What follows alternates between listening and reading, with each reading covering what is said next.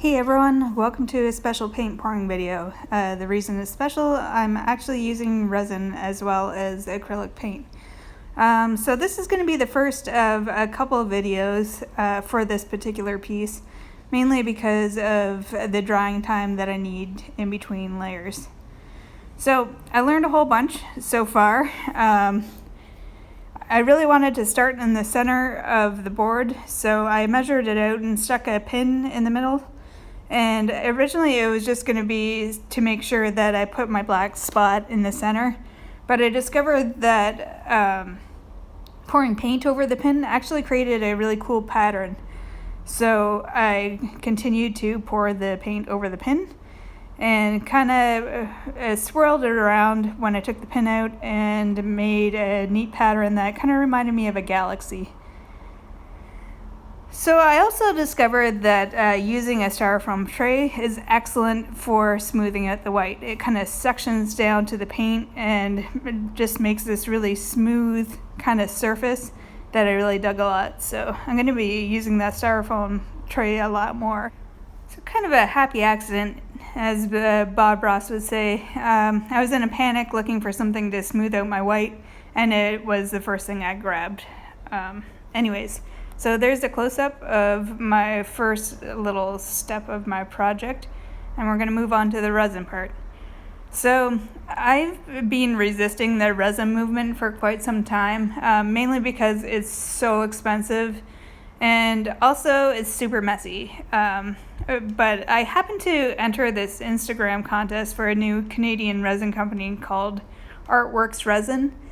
And I won the contest. I won a half-gallon kit of resin. So if there was ever any incentive to use resin, this was it. I mean, who doesn't love free things?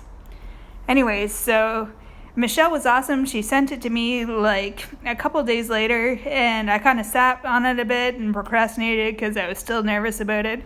Finally, I decided that I had procrastinated long enough, and I started this project. So I built up these walls around my canvas because I knew that I was going to do a bunch of layers, and I really wanted to create depth to my painting. So those are pretty heavily reinforced walls, and it actually didn't leak at all, so I'm pretty proud of myself for that. And the resin itself was super easy to mix together. It was just a 50-50 ratio.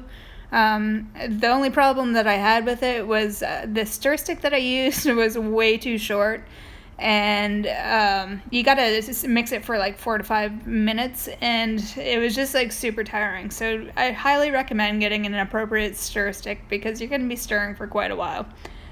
It was actually helpful to have the canvas on the Lazy Susan too, because I kind of used the inertia to spread it out a bit before doing the final spread with the random piece of cardboard that I found. And I spent a fair bit of time getting out all the air bubbles too. I kind of found that like using the light reflection to see the air bubbles really helped a whole bunch. So that was that. I just used a black garbage bag as the cover to keep the dust off while it cured. So the next day, it was time for my next acrylic layer. This was incredibly painful. I mean, it took me so many tries to get the ribbon that I liked, and I actually was super grateful with how easy it was to get the acrylic off the resin layer.